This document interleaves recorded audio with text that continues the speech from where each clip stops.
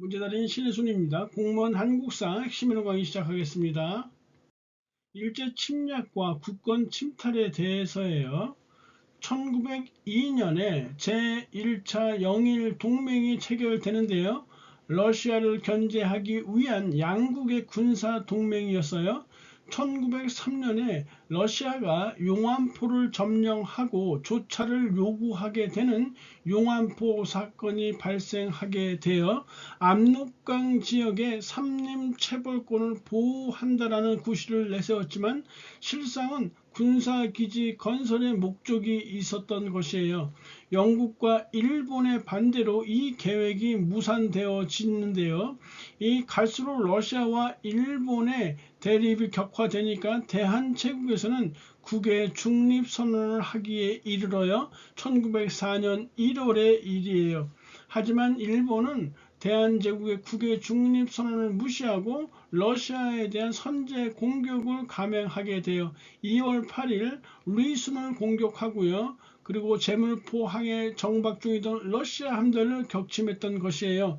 그리고 이틀 후인 2월 10일에 선전포고를 하게 됐던 것인데 이 순서를 잘 봐주세요. 보통은 선전포고를 하고 선제 공격을 하지만 순서가 바뀌어 있어요. 선제 공격을 한 뒤에 선전포고를 했던 것이에요. 이로 인해서 1904년 2월에 러일 전쟁이 발발하게 되고요. 이 러일 전쟁이 1년을 넘어서서 1905년 9월에나 이렇게 끝이 났던 거예요. 이 러일 전쟁의 승패를 가늠했던 전투가 바로 이 대마도 해전인데요. 러시아는 당대 무적 함대라고 일컬어지던 이 발틱 함대를 보유하고 있었어요. 하지만 이 발틱 함대가 대마도 앞바다까지 오기까지 아프리카 이 남단을 돌아서 왔어야 됐기 때문에 7개월이 넘는 기간이 걸리게 돼요. 수에즈 운하를 영국이 꽉 막고 있어서예요. 기진맥진한 러시아의 발틱 함대는 일본의 도고 헤이하치로라는 이 일본 함대 사령관에 의해서 결국 격파당하고요. 도망치다가 결국 독도 앞바다에서 항복하게 돼요. 그리고 이 발틱 함대의 제독인 로제 스트벤스키 역시 포로로 잡히게 되네요. 이 대마도 해전을 승리로 이끈 일본의 영웅 도고 헤이야치로는 평소 이순신에 대한 존경심이 굉장히 컸다고 해요. 그리고 이순신의 전술에 대해서도 깊은 연구를 했다고 해요.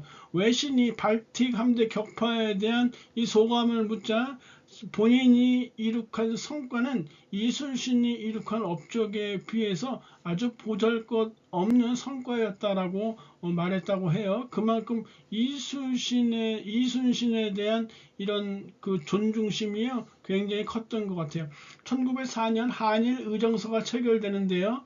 러일 전쟁 발발 직후에 체결되어요. 이 러일 전쟁을 우세하게 이끌기 위해서 전쟁 수행에 필요한 이 조선의 영토를 자기 마음대로 사용 가능케 한 내용이 담겨져 있는 한일 의정서예요. 한마디로 군사기지 사용권을 확보했다라고 볼 수 있어요. 제1차 한일 협약이 1904년 8월에 맺어지는데요. 이때 시행된 이 통치 형태를 고문통치, 고문정치라고 해요. 재정고문에 메가타를 파견했고요. 그리고 외교 고문으로 스티븐스를 파견했어요. 이 재정고문 메가타는 1년 후에 화폐 정리 사업을 단행하게 됐어요. 그리고 외교 고문으로 파견되었던 이 스티븐스는요. 일본의 한국 지배는 한국민에게 매우 유익한 일이다라는 등의 망언을 했던 인물이에요. 재미교포 전명훈과 장인환이 분격해서 샌프란시스코 이 페리역에 도착했던 1908년 3월의 일이에요. 이 스티븐스를 처단하기에 이르렀던 것이죠. 일본의 외무대신 가스라와 미국의 육군 장관 태프트가 밀약을 체결하게 돼요. 이 태프트는 훗날 미국의 27대 대통령이 되는 인물이에요.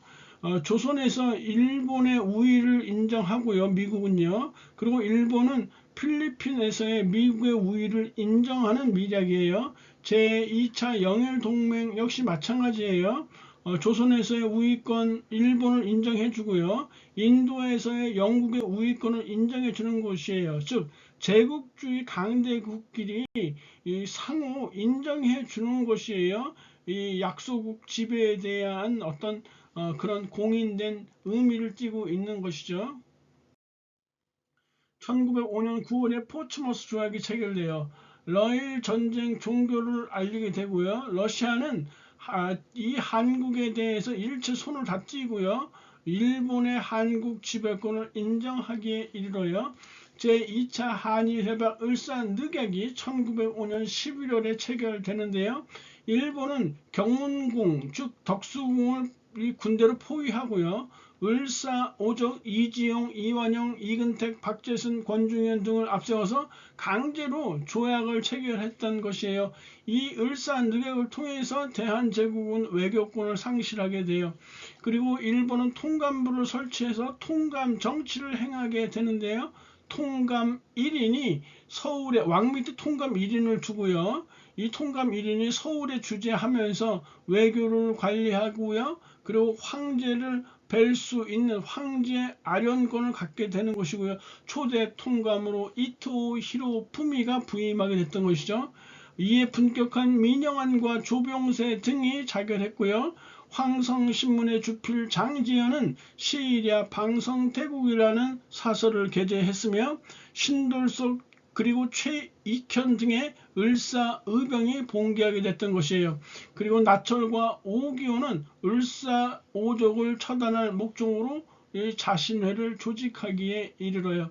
1907년 4월에 네덜란드 헤이그에서 만국 평화회의가 열린다는 소식을 듣고 이 고종 황제는 3인의 특사를 파견하기에 이르러요. 바로 이준, 이상설, 이위종 등이 바로 그들인데요.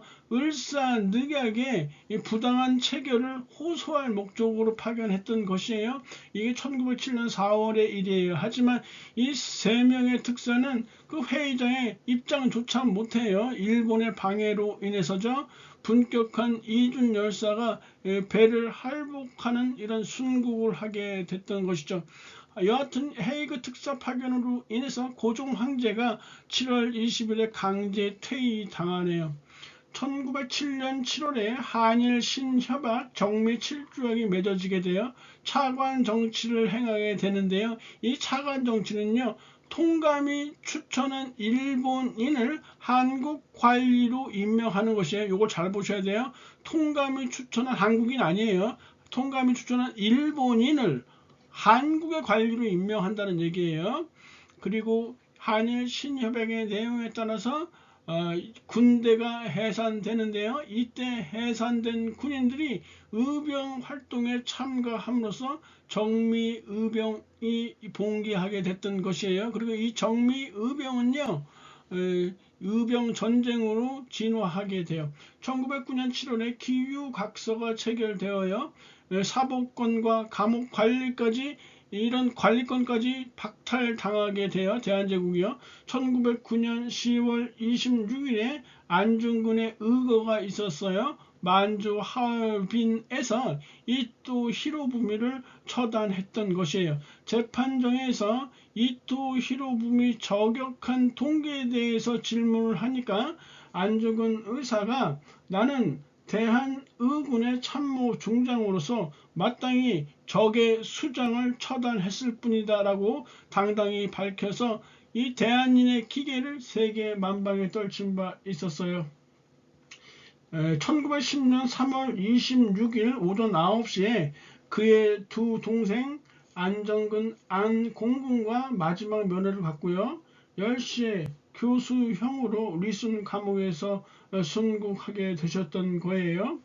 유언을 남기셨는데요. 자신의 유해를 하얼빈 공원에 묻었다가 해방이 되면 조국의 땅에 묻어달라고 유언을 남겼어요. 하지만 그의 묘가 독립운동의 성지가 될 것을 우려한 일제가 매장 장소를 알려주지 않아서 아직도 그 유해가 우리 조국에 돌아오지 못하고 있어요.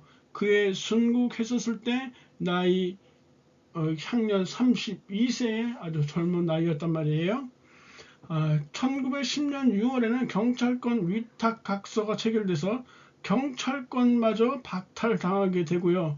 결국엔 끝내 1910년 8월에 대한제국은 국권을 강탈당하게 되고요. 우리 민족은 일제강점기라는 우리 역사에 있어서 아주 치욕스럽고 아주 어두운 그런 암흑 같은 역사의 터널 속에 접어들게 됐던 것이에요. 밑줄 친 이 협약에 대한 설명이에요. 협약 나와 있죠. 그리고 요 밑에 줄에 대한제국 군대 해산 나와 있기 때문에 1907년에 체결된 한일 신협약 정미7 조약이에요. 그리고 1번 보세요. 고종이 헤이그의 특사를 파견하는 이 계기가 된 것이에요. 이건 바로 을사늑약이죠. 이렇게 을사늑약의 부당함을 알리기 위해 헤이그의 특사를 파견했던 것이니까요.